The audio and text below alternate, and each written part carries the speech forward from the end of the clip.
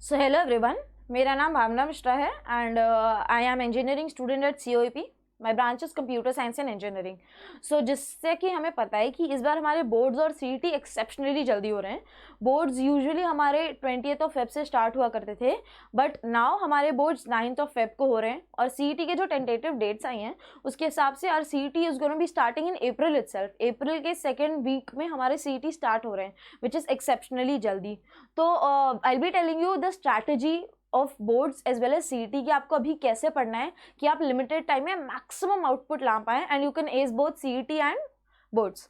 So as we know कि हम अब जैसा कि मैंने बताया कि हमारे जो टेंटेटिव डेट्स हैं CET के वो हमारे 9th ऑफ अप्रैल से 17th ऑफ अप्रैल तक आर PCB ग्रुप का paper is gonna be there, whereas हमारा जो PCM ग्रुप है उसका 19th से 27 तक टेंटेटिव डेट के हिसाब से हमारा CET इस हिसाब से है।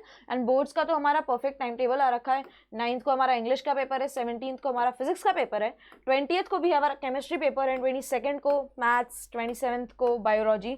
तो इस बार चीज़ें are gonna be very very quicker than previous years. So अभी मेरे जो बहुत सारे जूनियर्स हैं वो मुझसे पूछ रहे हैं कि क्या अभी दी तो बहुत कम टाइम बचा है, क्या अभी से स्टार्ट करेंगे तो हम CET में एस कर पाएंगे, क्या हम बोर्ड्स में एस कर पाएंगे।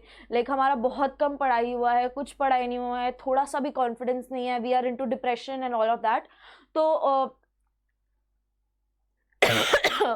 Is it possible to achieve it if I start now? Is it possible कि मैं अभी से शुरू करूं, अपनी जी जान लगा दूं और मैं CET और बोर्ड्स एस कर पाऊं, मैं COEP जैसे VGTI जैसे कॉलेजेस में अच्छी ब्रांचेस ले पाऊं, मैं बोर्ड्स में 85-90 के ऊपर स्कोर कर पाऊं? तो my answer to this question is yes.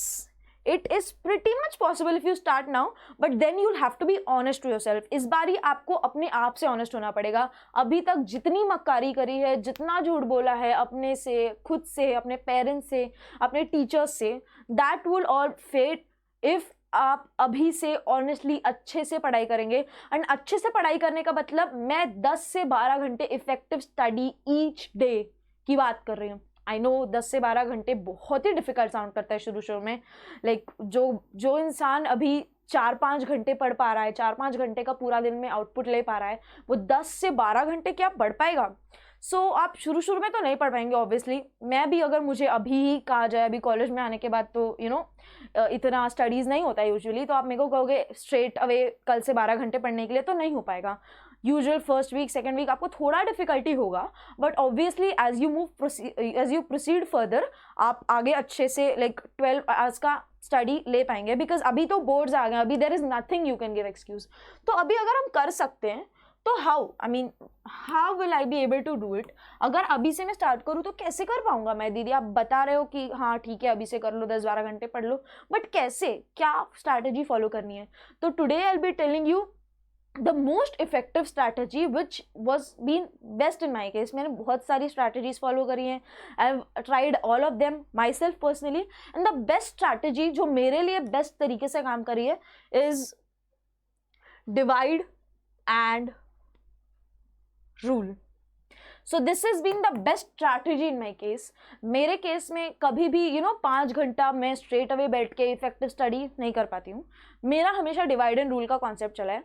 मैंने शुरू में ट्राई किया था कि मैं 6 घंटा खुद को रूम में लॉक कर दूँ, फ़ोन बंद कर दूँ, फ़ोन पेरेंट्स को दे दूँ and all of that, but ऐसा नहीं हो पाता। इफेक्टिव स्टडी 5 आवर्स की किसी की नहीं हो पाती। डिवाइड एंड रूल करके ही I think you will be able to achieve things now. तो अभी हम बात करें कैसे। Like I will not just tell you the name of the strategy, मैं आपको स्पेसिफिकली स्ट्रैटेजी के अंदर जाके I will be telling you the deepest insights of the strategy कि अभी आपको कैसे पढ़ना है। ओके, सो अभी हमारे पास कितना टाइम है, राइट? अभी हमारा दिसंबर में हमारे पास 10 डेज हैं, बहुत ही कम टाइम बचा है guys. You will have to buck up now, बहुत ज़्यादा टाइम पास हो गया है नाउ। अगर अभी नहीं किया ना तो फिर you will, the only thing you will have with yourself, जो चीज़ आपके पास रहेगी उसका नाम होगा रिग्रेट।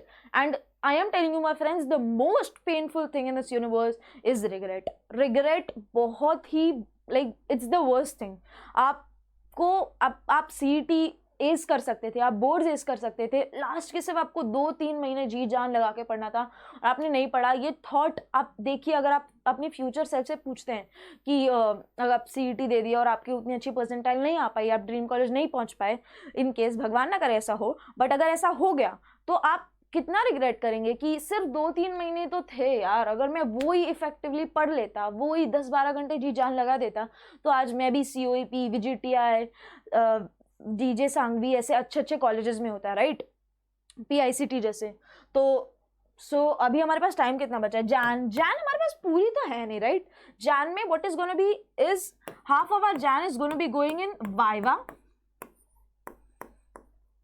प्लस प्रैक्टिकल जो हमारे बोर्ड्स के होते हैं।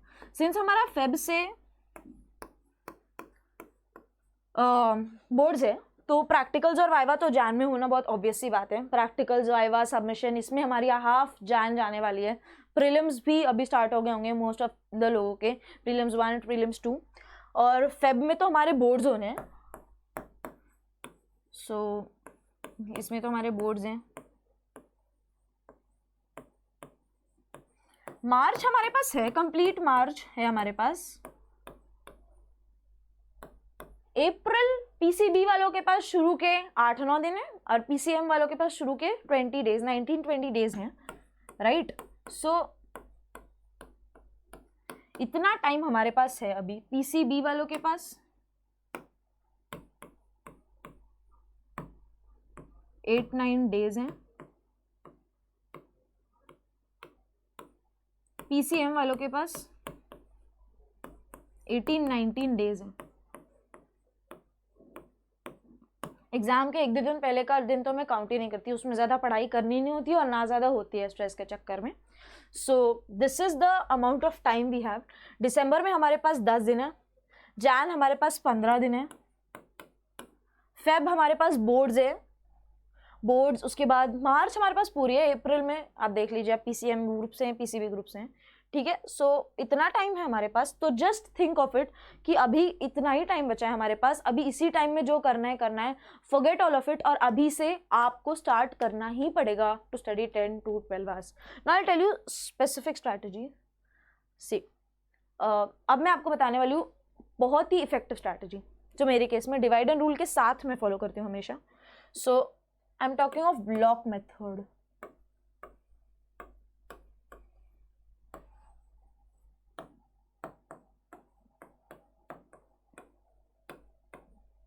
So if I'm asking you to study 10 to 12 hours a day, if I'm asking you to study 10 to 12 hours a day, शुरू में नहीं होगा यार, इवन आई नो कि शुरू में आपसे नहीं होगा, शुरू में मुझसे भी नहीं हुआ था, तो शुरू में इतना इजीली नहीं हो पाता है, बट आप परसिस्टेंटली ट्राई करते रहिए। एक वीक में आप 12 आवर्स स्टडी अचीव कर लेंगे। आज 5 घंटा पढ़िए, कल 5.5 आवर्स पढ़िए, 6 घंटा, 7 घंटा बैठने की कोशिश कीजिए। So start sitting on your study table, तभी you will be able to move forward. आप आगे तभी बढ़ पाएंगे जब आप परसीव करेंगे उस चीज़ को, ठीक है। Now I tell you how block method.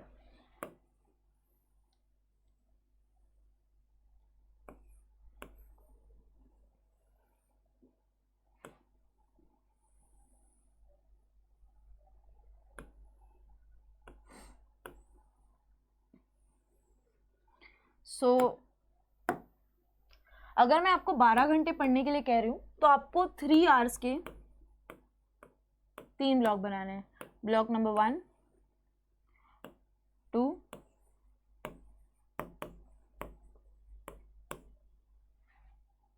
Block number 3,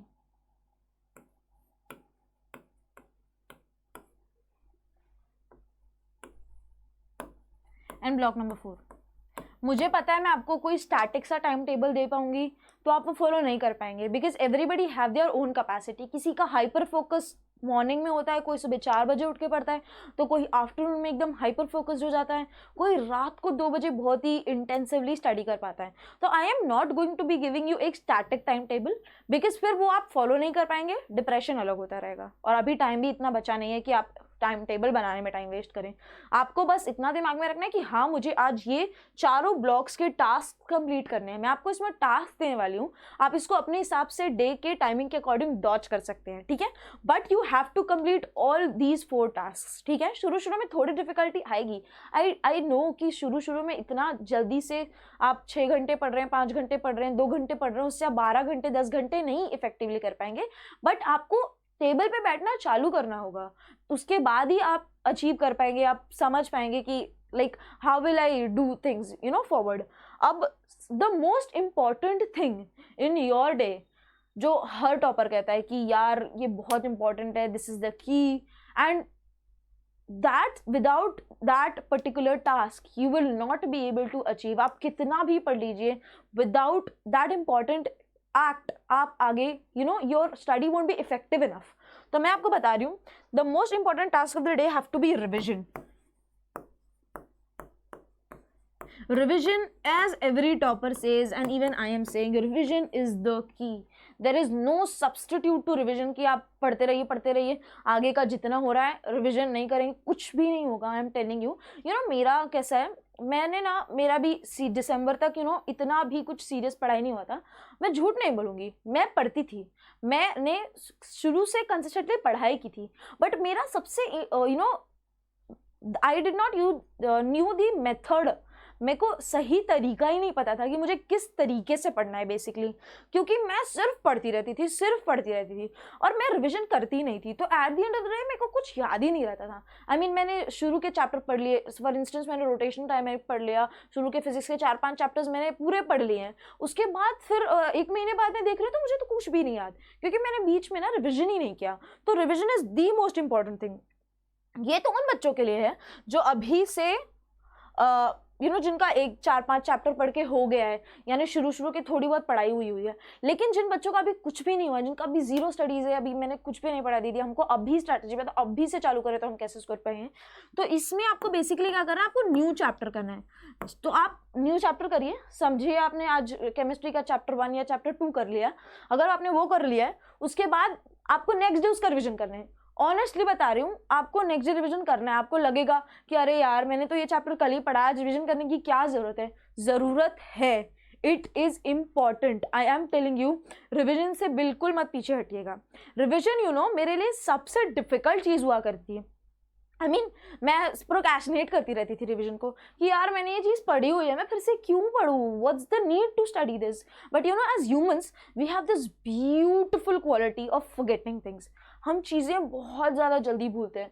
तो this is a quality, this a god gift quality, और इससे हमें बचने के लिए we have to be doing revision. इसका कोई सब्सटीट्यूट एग्जिस्ट ही नहीं करता। I am telling you this is, मैं इतना एम्फेसिस क्यों दे रही हूँ इस पर यार, क्योंकि ये है इंपॉर्टेंट। और बहुत सारे बच्चे, मेरी तरह से बहुत सारे बच्चे जो पढ़ाई तो कर रहे होंगे या फिर उनको तरीका ही नहीं पता होगा, एंड मेरा भी ऐसा ही था। तो this is what you have to do. Revision बहुत इंपॉर्टेंट है, और रिविजन में भी सबसे ज़्यादा इंपॉर्टेंट एस्पेक्ट जो मैं कंसिडर करती हूँ is your formula sheet.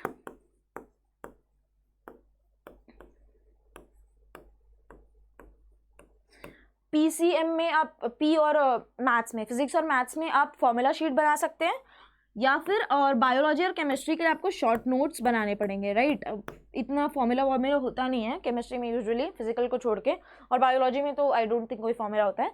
Short notes ये आपको बनाना ही है कंपलसरी। चैप्टर 1 हो गया ना, जैसे ही आपका कोई सा चैप्टर हो जाए तुरंत एक ब्लैंक शीट ऑफ पेपर लो और उस पर फॉर्मूला लिख लो, सब फॉर्मूला लिख लो, इंपॉर्टेंट कॉन्सेप्ट लिख लो, की कॉन्सेप्ट लिख लो, जो आपके टीचर ने आपको बताया या जो आप भी लेक्चर कंसिडर कर रहे हो, फॉलो कर रहे हो, उससे जो भी टीचर या सर ने आपको इंपॉर्टेंट चीज़ें बताई हैं और फॉर्मूला बताया, उसको तभी के तभी नोट आउट कर लो, और फिर उसमें टिक मार्क कर दो कि this is important with regards to board, this is important with regards to CET.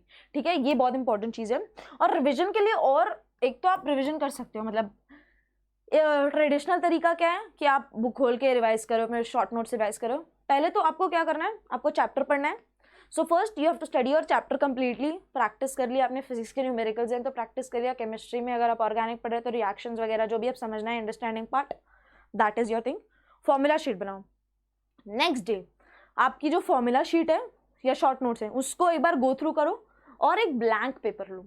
Blank paper पे write everything which you can memorise at that point. उस चैप्टर के बारे में सीक्वेंशली जाओ या फिर आप रैंडमली जा सकते हो, जैसे आपको चीज़ें याद आ रही हैं वैसे ही उस पेपर पे स्क्रिबलिंग करो। This is one of the most effective तरीका। या फिर आप पेपर पे लिख सकते हो, मैं लिखना प्रेफर करती थी, या फिर आप जो भी आपने शॉर्ट नोट बनाया उसको पढ़ो, उसको बुक में रखो, बंद करो और फिर खुद से मेमोराइज करने की कोशिश करो कि मैंने क्या पढ़ा था। ओके मैंने ये पढ़ा था रोटेशनल टाइम में भी कौन से फॉर्मूला है, पोटेंशियल वेल, ये वो फलाना ढिमकाना जो भी है आपका, उसको मेमोराइज करने की कोशिश करो। डेरिवेशंस है तो उसको शॉर्ट में फटाफट प्रूफ करने की कोशिश करो। तो ये एक्टिव रिकॉल मेथड है, ये बहुत इफेक्टिव मेथड है। मेरे केस में तो ये बहुत बढ़िया से काम किया था, क्योंकि हम फिर शॉर्ट नोट्स को पढ़ के अगर हम ऐसा लग रहा है हम रिवाइज कर रहे थे हमें ऐसा लगता है हमें रिवाइज हो गया, बट देन जब हमें पेपर में बैठना होता है ना तो हमारे सामने सिर्फ क्वेश्चन पेपर दिया होता है and we have to derive our answer. तो बेसिकली हम उसी की प्रैक्टिस कर रहे होते हैं एंड एक्टिव रिकॉल मेथड ये बहुत इफेक्टिव रहा है मेरे तो तरीके में। I would recommend you to use this method as well.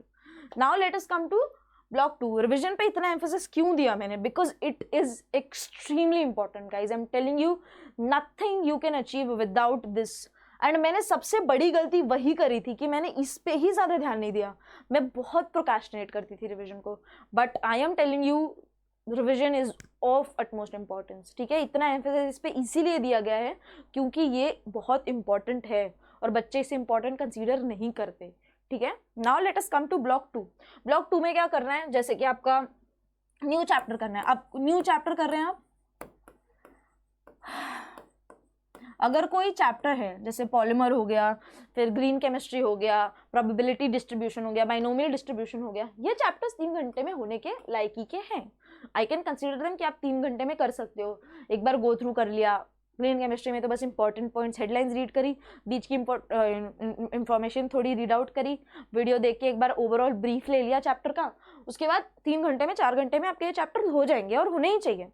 Probability distribution, binomial distribution में भी टाइप्स ऑफ प्रॉब्लम्स कर लिए, फिर एक बेसिक आइडिया आ जाता है and then you can start to solve थोड़े प्रॉब्लम्स कर लिए 4-5 एंड इट इज डन। तो कुछ चैप्टर्स हैं जो 3 से 4 घंटे में हो जाते हैं, but then there are chapters जैसे रोटेशनल डायनामिक हो गया, थर्मोडायनामिक्स हो गया, ये सारे जो हमारे चैप्टर हैं एक स्लॉट में तो होंगे नहीं, 3 घंटे में इनका होना प्रैक्टिकली पॉसिबल नहीं है। Even I know that. मैं नहीं कह रही आपको 3 घंटे एक दिन में आपको एक चैप्टर करना है। जो चैप्टर एक दिन में होने लायक है उसे करो एक दिन में, बट जो चैप्टर हैवी हैं जिनके अंडरस्टैंडिंग अच्छे लेवल की चाहिए जिनके लिए, उनको आपको टाइम देना ही पड़ेगा और there is no substitute to it, I am telling you. तो फिर आपको न्यू चैप्टर सेशन 2 करना पड़ेगा। कुछ चैप्टर्स हैं जो आप 2 सेक्शन में कर लोगे, कुछ को आपको लगेगा 2-3 दिन। So I am not denying to the fact ये न्यू चैप्टर सेशन 1 है हमारा और ये न्यू चैप्टर सेशन 2 है बेसिकली। तो इस हिसाब से हमें जाना है। अब the most crucial part, what's the most crucial part? Question practice. Extensively question practice करना है बेटा आपको सीईटी के लिए। There is no substitute to this. आप कितना भी थ्योरी कर लीजिए, आपको क्वेश्चन प्रैक्टिस करना ही होगा। आई am telling you question practice. और क्वेश्चन प्रैक्टिस मैं कैसे करती थी, आई विल टेल यू। समझो मैंने ऑर्गेनिक का कोई सा टॉपिक पढ़ लिया, हाइड्रोजन डेरिवेटिव्स का पेज नंबर 1, पेज नंबर 2 मेरा हो गया, नॉमेनक्लेचर, कॉमन नेमिंग, फिर प्रिपरेशन हो गई है। तो उस पर ही मैं क्वेश्चन देखती थी। मेरा एज आई सेड कि मेरा तरीका गलत था पढ़ने का। तो किस तरीके से मैं गलत पढ़ रही थी बस मुझे पता नहीं था कि किस चैप्टर से कैसे टाइप के क्वेश्चंस आते हैं। एंड दैट इज व्हेन, वो कब होता है जब आप क्वेश्चंस देख नहीं रहे होते हो कि सीईटी में कैसे टाइप के क्वेश्चन आ रहे हैं इस चैप्टर से, या फिर बोर्ड्स में कैसे टाइप के क्वेश्चन आ रहे हैं इस चैप्टर से। मैं ऐसा करती थी कि मैं अंधाधुन उस चैप्टर को पढ़ती रहती थी। मतलब अगर कोई फिजिकल का चैप्टर है, आयोनिक इक्विलिब्रियम है, तो उसमें थ्योरी ही थ्योरी करी जा रही हूँ, एक भी न्यूमेरिकल प्रैक्टिस नहीं कर रही हूँ, जबकि मुझे न्यूमेरिकल उसमें एम्फेसिस जानने रहे। फिजिकल का चैप्टर है, the tendency of a numerical coming from that chapter is way more than that of theory question, and that every one of knows. अभी हमें पता है, मुझे भी पता है, और अब मैं आपको बता रही हूँ तो आपको भी पता चल गया। बट मैं ऐसा करती थी, मेरे को पता ही नहीं था कि किस टाइप के क्वेश्चन आ रहे हैं उस पर्टिकुलर टॉपिक से। तो अभी आपको क्या करना है, आपने चैप्टर पढ़ लिया, आपने चैप्टर का टॉपिक 1 टॉपिक 2 पढ़ लिया, जस्ट गो प्रीवियस 5 ईयर्स के क्वेश्चन गो थ्रू कर लो, तो आपको समझ आ जाएगा कि इससे इस पर्टिकुलर टॉपिक से किस टाइप का सवाल बन रहा है। And at the end of the day boards में भी आपको सवाल सॉल्व करना है, be it derivation, be it numerical. CET में तो आपको सवाल ही सॉल्व करना है, मतलब there is no substituted, right? बता रही हूँ मैं। तो आपको एक बार अंडरस्टैंडिंग आ जाएगी। और मैं तो अंधाधुन पढ़ती रहती थी यार, कि I am not giving attention to the fact कि मेरे को किस टाइप से पढ़ना है, दैट इज़ वेरी इंपॉर्टेंट। तो वहाँ पे सबसे ज़्यादा गाइडिंग लाइट होगा हमारे प्रीवियस ईयर पेपर्स, हमारे क्वेश्चन प्रैक्टिस प्रीवियस ईयर्स की। प्रीवियस ईयर की करिए, आई विल सजेस्ट, वो बहुत आपको एक आइडिया दे देगा the pattern of the particular exam you are preparing for, right. So उसके बाद अभी this is how I have given you a brief strategy जिस पे आपको काम करना है, and if there are any doubts just post it in comments, I will be telling you उसका solution. And now I have a quote to say कि it's either the pain of discipline or the pain of regret. So अगर अभी आप कर लेंगे, अभी थोड़ा सा पेन सहन कर लेंगे, I know study you know is very tedious, मुझे पता है किसी को पढ़ाई करना बचपन से अच्छा नहीं लगता है, वो टीडियस है, बट जो आपका रीज़न है, जो आपका मोटिवेशन है, उसको ऊपर रखिए। थोड़ा सा टाइम है, इस टाइम में आप बस लग के पढ़ लेंगे ना, तो I am telling you, you can achieve whatever you want, and if I can do it then you can do it as well. You can do it, just trust yourself and cut yourself from negative people। जो भी इंसान आपको बोलता है, आपका अगर कोई दोस्त है बोल रहा है कि नहीं भाई तेरा कुछ पढ़ के नहीं हुआ है, तेरा कुछ नहीं हो सकता, तो आई एम टेलिंग यू उससे हट जाओ, 2-3 महीना उससे कट जाओ। आप उसको like just keep your friendship apart थोड़े टाइम्स के लिए। आपको you have to cut down yourself from negative people, and only then you will be able to push yourself. अपने पेरेंट्स से बात करो जब ये डिप्रेस फील होता है, तो just try to study as hard as you can, and that's what it is. और नारायण पेठ पुणे में जो विद्यार्जन साइंस अकेडमी है, वो ऑफलाइन टेस्ट सीरीज लॉन्च कर रहा है 27th ऑफ दिस मंथ से। तो if you want to enrol you can come to the offline centre in Narayan Peth, and और इस सीरीज़ में और बहुत सारे वीडियोस आने वाले हैं आपके लिए। अब next video is about important chapters of PCM for boards, and उसके बाद CET के रिगार्ड्स में इंपॉर्टेंट चैप्टर्स आएंगे। So stay tuned and do subscribe the channel and do like the video if you like my content.